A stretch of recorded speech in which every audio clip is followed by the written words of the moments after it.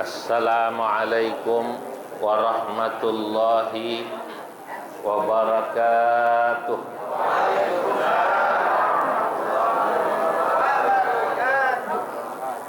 Alhamdulillahi rabbil alamin.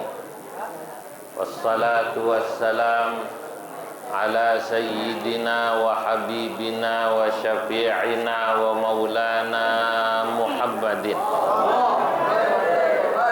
wa ala alihi wa ashabihi al-ghurril mayamin wa man tabi'ahum bi ihsan wa man sara ala nahjihim min ayyamin madiyah ila yaumiddin, amma ba'du. Hadratal muhtaramin, para alim ulama, para masyayikh, para kiai, wabil khusus guru-guru tetap Majelis Ta'lim Ukhuwah Islamiyah, Kiai Haji Ahmad Ja'far, Kiai Haji Habibi, Ustaz Abdul Hamid, Ustaz Farah Furqan, itu guru tetap. Kalau saya tetap guru.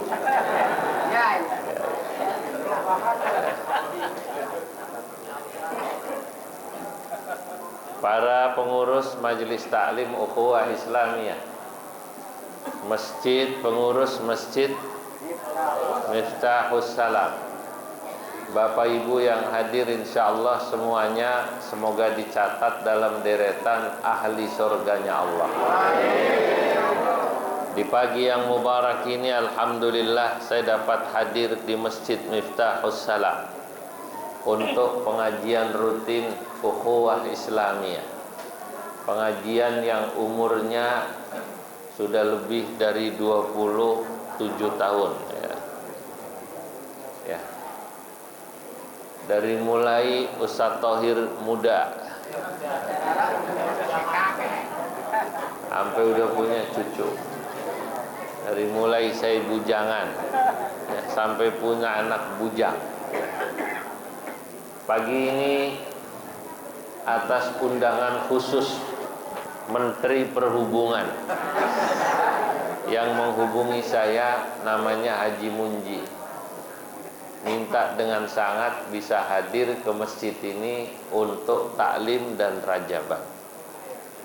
Saya lihat saya bisa, cuman sebentar, karena sebentar ini saya terbang ke Surabaya ya. Bapak Ibu yang dimuliakan Allah, Isra Mi'raj itu kata Imam Al-Maraghi adalah simbolisasi perjalanan hidup manusia. Kalau kita mau tahu bagaimana perjalanan hidup manusia, lihatlah peristiwa Isra Mi'raj. Orang hidup ada hubungan diri manusia dengan Allah yang kita sebut dengan hablum minal. Saat kita sholat, saat kita puasa, saat kita haji atau ibadah-ibadah mahdah, itulah sesungguhnya hubungan kita kepada Allah dalam hidup. Itu disebutnya hablum minallah. Dalam hidup kita juga berhubungan dengan sesama makhluk, khususnya manusia. Kita punya istri, kita punya suami, kita punya anak, kita punya tetangga, kita punya orang tua, kita punya teman, kita punya saudara. Bahkan orang yang tidak kita kenal sekalipun, dalam satu perjalanan ini adalah manusia yang harus kita hormati. Hubungan ini kita menyebutnya dengan sebutan hablum minan nas. Isra Mi'raj sesungguhnya kalau Anda dan kita perhatikan, itu ya isinya ini, hablum minan nas, hablum minallah. Karena Nabi berangkat dari Mekah, Masjidil Haram, menuju Masjidil Aqsa, itu sama-sama di bumi. Masjidil Haram masih di bumi, Masjidil Aqsa juga di bumi. Perjalanan Nabi dari Mekah, Masjidil Haram ke Masjidil Aqsa, ini perjalanan menemui manusia. Karena nanti Nabi di Masjidil Aqsa ketemu, maksud saya bertemu makhluk. Ada rohnya para nabi, ketemu malaikat-malaikat, semua kumpul. Nah inilah yang disebut hablum minan nas atau hablum minal khalqi. Sementara ketika Nabi Mi'raj naik ke langit, nah di situ Nabi bertujuan menemui Allah. Makanya kata Imam Al-Maraghi, ya Isra Mi'raj itu simbol perjalanan hidup manusia. Ketika Nabi sampai Masjidil Aqsa, kumpul itu Pak, malaikat Jibril dan seluruh malaikat-malaikat langit beserta ruh para nabi berkumpul nunggu Nabi di Masjidil Aqsa, dari mulai Nabi Adam sampai Nabi Isa. Sholat bareng, Nabi diminta jadi imam, Nabi diminta jadi imam. Makmumnya malaikat Jibril, makmumnya Nabi Adam, makmumnya nabi-nabi yang lain semuanya, termasuk seluruh para malaikat langit dan hamalatul arsh. Cerita ini diceritakan indah dalam sholawat yang biasanya kita dengar kalau mau subuh. Cuman Bapak Ibu mungkin nggak begitu nggak begitu memperhatikan artinya. Ini sebenarnya cerita Isra Mi'raj. Assalatu wassalamu alaik ya imam al-mujahidin, ya Rasulullah,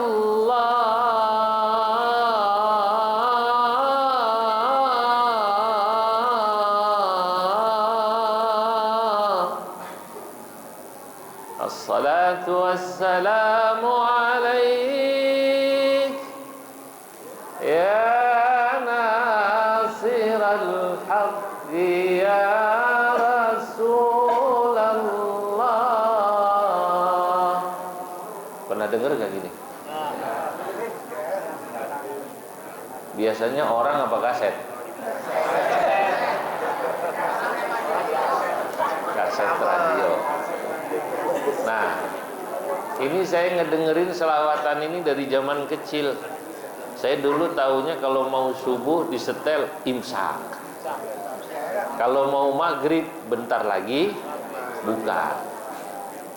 Di sini diceritakan Isra Mi'rajnya Nabi. Ya man asra bikal muhaiminu laylan nilta wal anamu niyamu.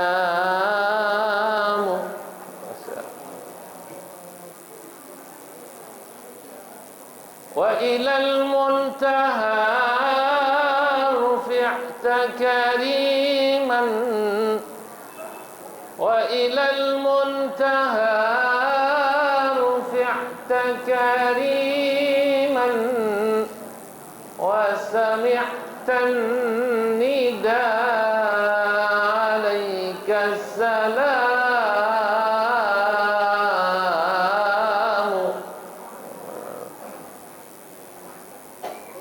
wa taqaddamta lis-salati fasalla kullu man fis samai wa antal imamu. Masyaallah. Ini indah sekali. Ya man asra bikal muhaiminu laila. Wahai Nabi Muhammad, ya man asra bikal muhaiminu laila. Wahai makhluk, wahai manusia yang mulia, yang engkau telah di-Isra Mi'rajkan oleh Allah Al-Muhaimin, lailan, di sebagian malam.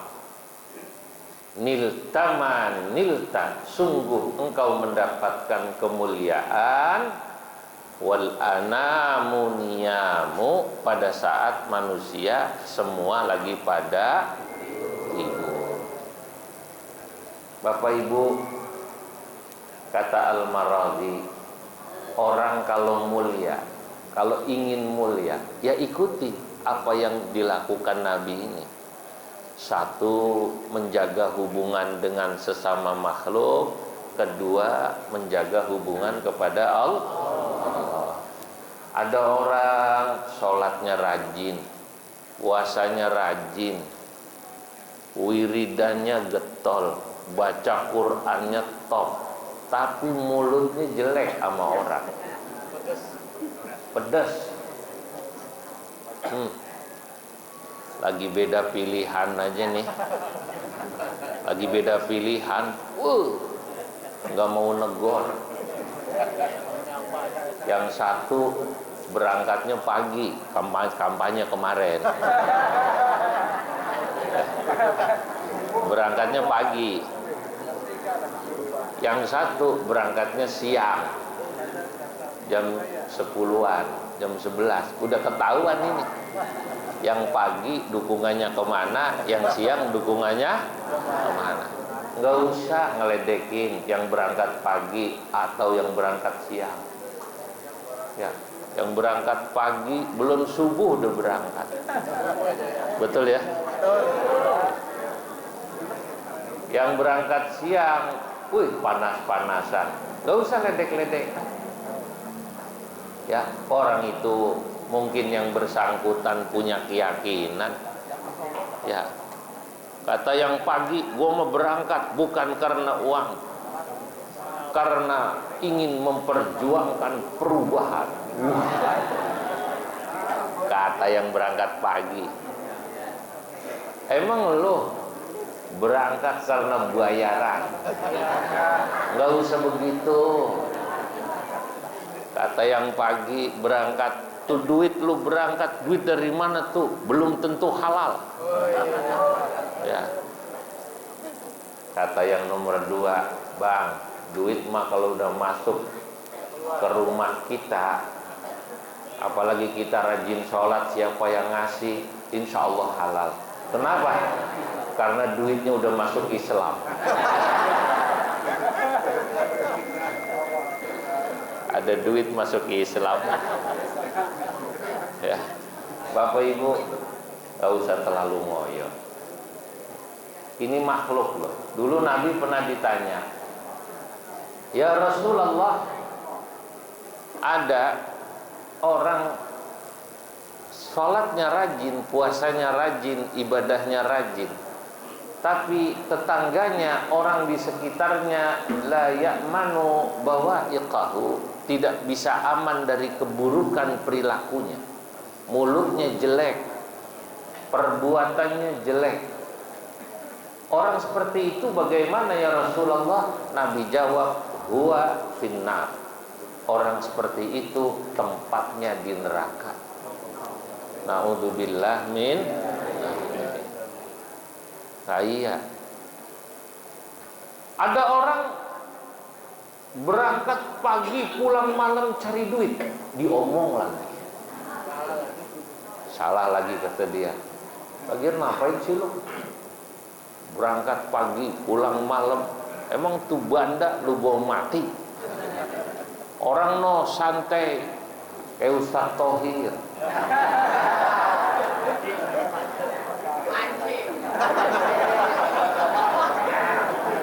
Ya, ngaji iya, mancing iya, nepok iya, nepok juga sama saya dulu.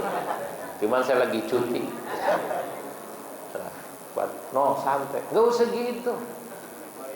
Bapak Ibu, kita kalau lihat ada orang yang seperti itu cari duitnya gedebugan, ya husnudzan saja kita. Husnudzan, berbaik sangka. Kalau bukan karena ada orang yang rajin cari duit dan karenanya duitnya banyak, masjid kita jadinya lama. Betul apa enggak? Kalau cuman yang diandelin doanya para pensiunan, lama enggak jadi-jadi.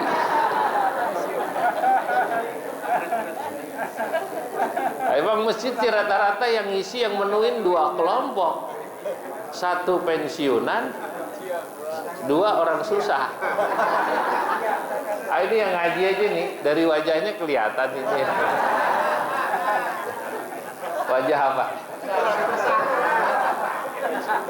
Kalau gak wajah pensiunan, wajah susah. Kalau duitnya banyak, nggak mungkin ngaji dia.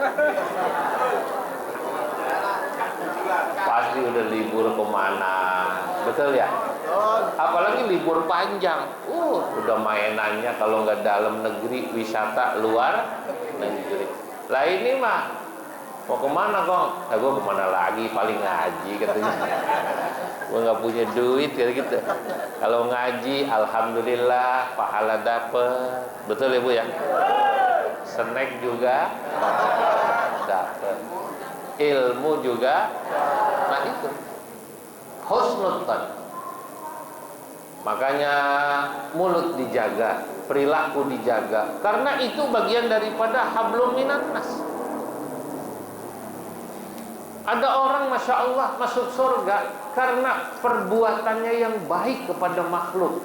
Tidak sekedar kepada Allah dia baik, makhluk. Pernah dengar sebuah hadis di zaman dulu pada masa Bani Israel, ada orang nakal. Ada yang mengatakan mantan PSK, ada yang mengatakan mantan pembunuh. Cuman Allah Subhanahu wa ta'ala kemudian memberikan kepada yang bersangkutan sifat kasih sayang. Dia lihat anjing kehausan, mangap. Dia copot sepatunya, dia turun ke sumur, dia ambil air, dia kasih minum nih anjing. Fasyakarallahu lahu fa'adkhalahul jannah.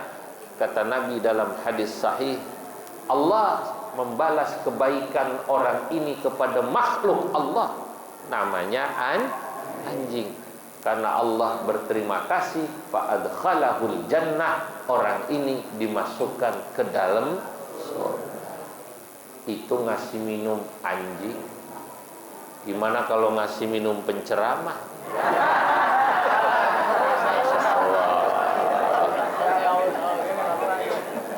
Saudara-saudara, ini luar biasa tuh berbuat baik sama makhluk.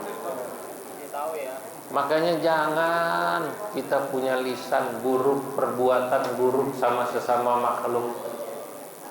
Apalagi kalau udah rajin ngaji ke jamaah ukhuwah Islamiyah. Kadang-kadang kita nyakiti orang itu suka nggak kerasa loh. Betul apa enggak? Orang tersakiti. Contoh. Ibu ngaji, ada bertiga atau berempat, samping kita ada orang. Kita ngaji, ngobrol sama sebelah kita doang nih, berdua aja. Yang di sampingnya itu tersakiti loh. Betul apa enggak? Ini ngobrol terus. Pok, lu tahu nggak si Anu gimana?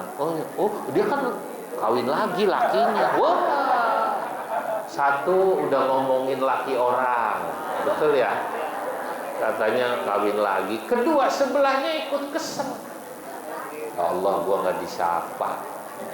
Itu nyakitin orang nggak kerasa, Pak.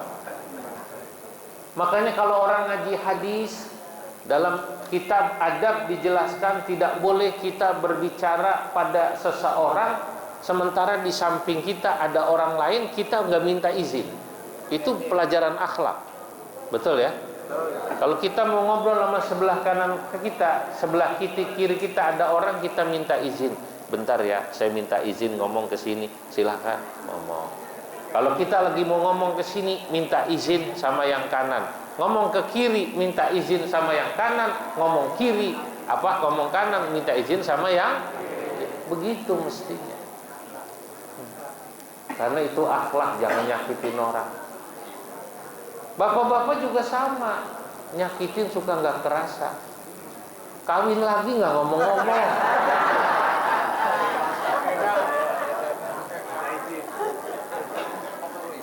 Betul nggak Bu? Mestinya minta diizinin nggak? Nah, itu contoh. Ada orang sholat ke masjid, Maaf, habis makan bawang merah mentah, bawang putih mentah, sholat. Mulutnya bau nggak kira-kira? Ini nyakitin orang nggak kerasa dia. Maaf nih. Termasuk yang ngerokok. Makanya orang kalau yang ngerokok tahu diri, kayak guru kita tadi Kiai Misjan, di luar duduknya. Tadi. Ya Allah, guru kita luar biasa. Ayo masuk guru, ntar dulu gua lagi ngerokok. Itu berarti beliau ngamalin itu, nggak mau ganggu orang. Ada orang diangkot bu, diangkot ngerokok. Ketemu makhluk kayak begini, ketemu nggak kira-kira? Ya Allah, udah angkotnya panas, dia ngerokok. Ini sih nyakitin. Makanya Nabi dulu pernah menegur seorang sahabat yang sholat. Habis makan bawang merah mentah, bawang putih mentah, sholat. Mulutnya bau, ganggu yang lain. Kata Nabi, kemudian selesai sholat, Nabi itu juga akhlaknya bagus. Kalau negur orang gak pernah langsung nunjuk, lo habis makan bawang ya? Enggak. Lo besok lagi jangan sini. Enggak, kalau Nabi gak begitu negurnya. Nabi negurnya umum. Kata Nabi, man akala sauman au basalan falyatazil masjidana. Besok-besok saudara-saudara ya, minta maaf kalau ada yang habis makan bawang merah mentah, bawang putih mentah, jangan dekat-dekat masjid saya ya. Dalam riwayat lain, fala yaqrabanna musallana, jangan dekat-dekat tempat sholat ya, ganggu orang. Kira-kira gitu. Tapi Nabi nggak nunjuk orangnya, umum. Bapak Ibu, itu baru bawang merah. Bagaimana kalau jengkol coba? Bagaimana kalau pete? Saya membayangkan kalau jengkol atau pete, Kimiscan waktu zaman Nabi sudah sampai Medina, mungkin hadisnya bunyinya lain. Bukan man akala tauman au basalan falyatazil masjidana. Mungkin bunyi hadisnya man akala jengkolan au petehan falyatazil masjidana fala yaqrabanna musalla. Nah, ini sama ini hablum minan nas, hablum minal khalq. Nah, sekarang sama Bapak Ibu. Polusi itu bukan cuman bau mulut. Kita dalam hidup ini seringkali membuat polusi. Polusi itu mengganggu orang. Belum lama ada sih orang mengingatkan, tolong kalau bikin pengajian malam pakai speaker luar, kalau bisa jangan lewat jam 11 ya Bang. Ya ada benernya juga. Kalau apalagi rutin. Kalau insidentil, kalau sesekali karena muludan, karena rajaban, orang masih ngerti. Ini pengajian, apalagi dangdutan coba. Ya. Biar dangdutnya lagunya enak juga gambus tetep aja. Ya, ganggu. Lagu ikan dalam kolam, kalau disetelnya ya jam 5 sore enak, betul nggak? Bila Anda melihat ikan, nyamber aja dia. Kalau ikan dalam kolam nyamber aja. Ya. Tenangkan dulu airnya. Nah, berarti emang jamaah sini hebat, top. Diajak selawatan nyaut, diajak gambusan nyaut. Kalau disetel nih jam 5 sore, orang lagi nyantai minum kopi sama singkong goreng. Ini mah cuma lagi ngayal. Tadi di sini kopi singkong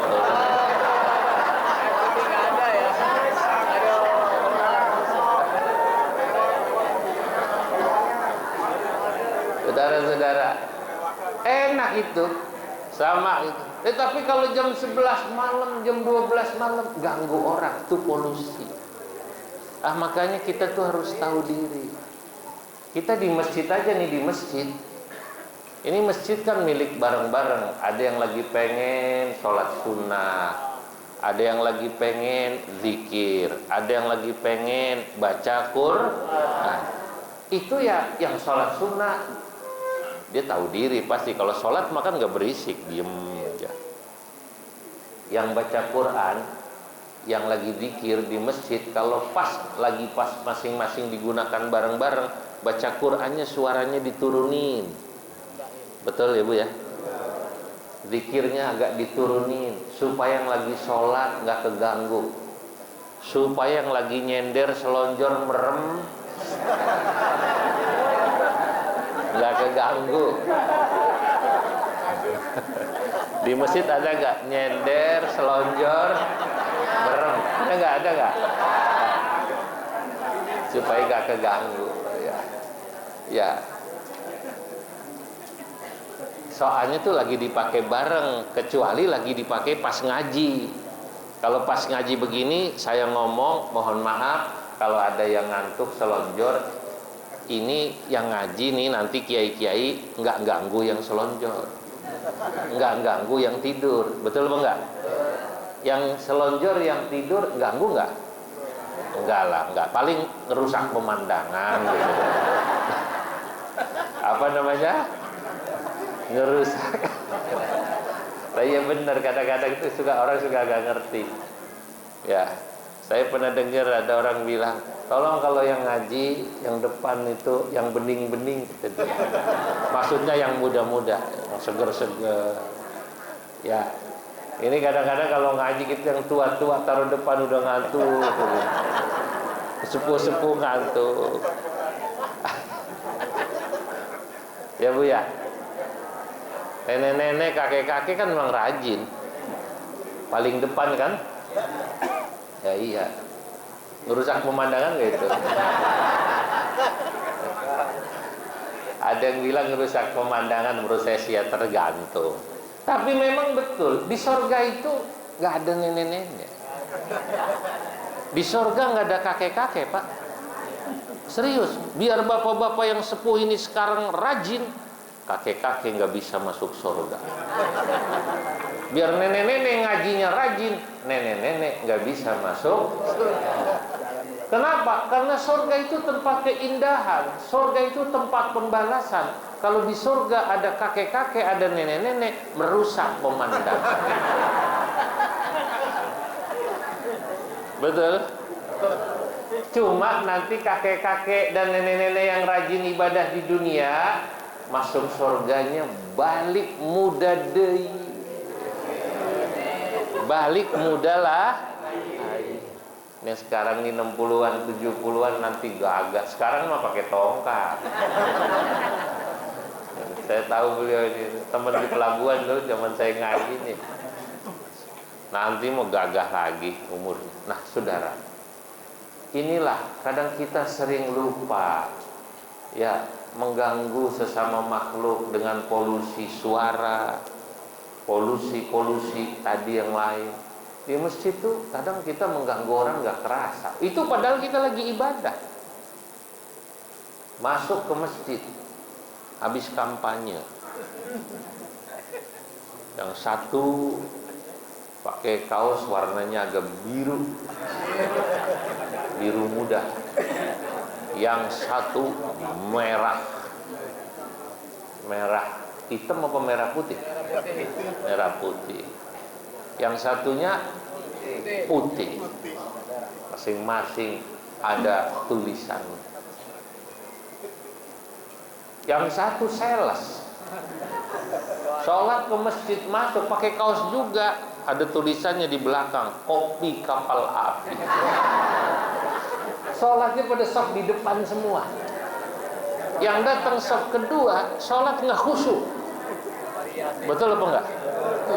Begitu takbir bukannya baca Fatihah, Allahu Akbar. Dia liatin kaos, dia baca kopi kapal api. Dia nengok sini 01. Dia nengok lagi 02. Dia nengok lagi 03. Wah, rusak pemandangan.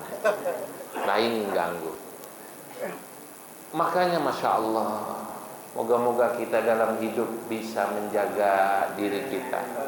Jangan sampai mengganggu kepada sesama makhluk, binatangnya, tumbuh-tumbuhannya, ya, apalagi manusia. Bu, kita nanam pohon nih di rumah. Pohon kita gede gitu, adem. Alhamdulillah. Ini satu, kita ngasih hak pohon hidup. Jangan ditebang semua jadi ruko. Ditebang semua jadi kontrakan, enggak ada udara.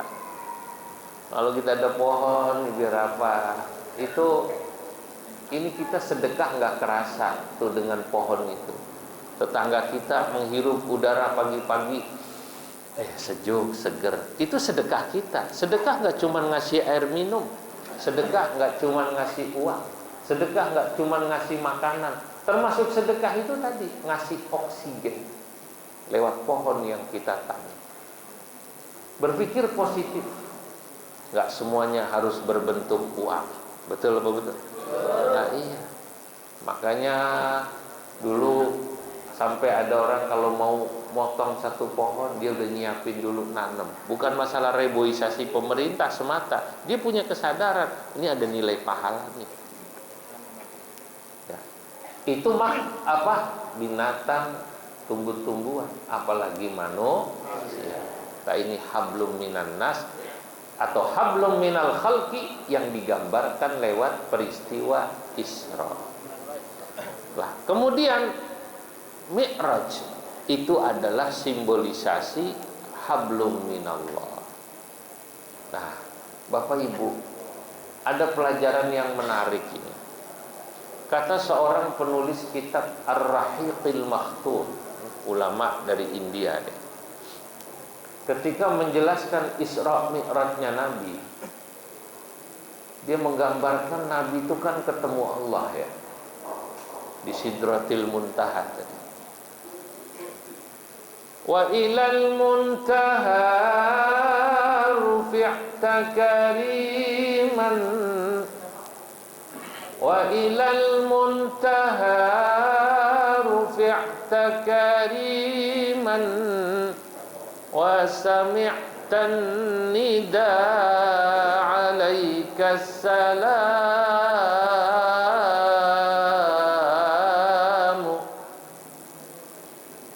Pertemuan dengan Allah itu adalah pertemuan puncak seorang hamba dengan Tuhan. Kalau ada orang merasa ada pertemuan yang lebih berharga daripada pertemuan dengan Allah, berarti dia nggak waras. Undangan paling mahal itu undangan bertemu dengan siapa? Allah.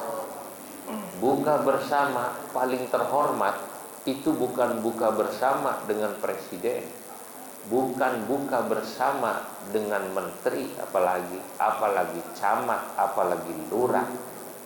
Undangan buka bersama itu yang paling terhormat ketika kita buka bersama dengan Allah. Allah itu ya ternyata senang sama orang-orang susah. Dulu Bani Israel pernah mau mengundang Allah makan malam untuk jamuan makan. Emang Bani Israel itu kan Yahudi, materialistis. Pikirannya Tuhan itu material, benda. Ngomong pada Nabi Musa, wahai Nabi Musa, bisa nggak kita mengundang Tuhan? Waduh, Tuhan mau diundang. Maksudnya gimana?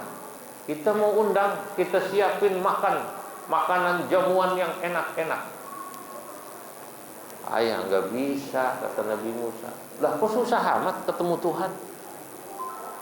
Nabi Musa kemudian nih munajat pada Allah, ya Allah, punya umat kok aneh amat permintaannya. Di luar dugaan Allah Subhanahu wa taala menjawab, hai Musa, jawab sama Bani Israel, silahkan mereka mengundang saya, buatlah jamuan makan, aku akan datang. Nabi Musa kaget. Nah, gimana kalau Allah datang, bingung. Disampaikan kepada Bani Israel bahwa kalau kalian membuat jamuan makan, Allah akan datang. Bikin jamuan yang mewah. Wah, panitianya dibikinin seragam. Bapak-bapaknya pakai jas, ya, jas, sarung yang bagus, celana yang bagus gitu ya. Ibu-ibunya, wah, ditungguin tuh pada malam yang ditentukan. Sampai lewat anak yatim mau minta, Pak, minta, jangan, ini buat Allah bukan buat lo. Lewat lagi fakir miskin lewat, Pak, boleh minta enggak? Ntar aja kalau sisa, bukan buat lo. Gitu. Lewat lagi pensiunan, minal ngenesin, bukan buat kamu. Ditungguin, karena ini katanya jamuan buat siapa? Saudara, sampai malam umumnya orang udah nggak kira-kira datang lagi, Allah nggak datang. Marah Bani Israel. Kata Bani Israel, ya Musa, bagaimana ini? Katanya Allah bilang mau datang, ini kok nggak datang. Nabi Musa bingung jelasinnya gimana. Dipikir Allah itu berbentuk material, ada jogroganya gitu, paham ya? Yang punya fisik, jisim, jasad seperti makhluk. Ya udah, singkat cerita Nabi Musa munajat lagi pada Allah. Ya Allah, bagaimana saya menjelaskan ini pada Bani Israel ini?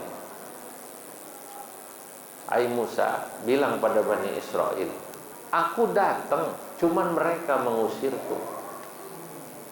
Aku datang, tapi mereka tak memberiku makan. Paham gak ini kira-kira? Hai Musa, kasih tahu mereka itu. Andai kata mereka memberi makan anak yatim yang tadi minta itu, memberi makan fakir miskin yang tadi minta makanan itu, memberi makan siapa tadi? Pensiunan yang tadi minta.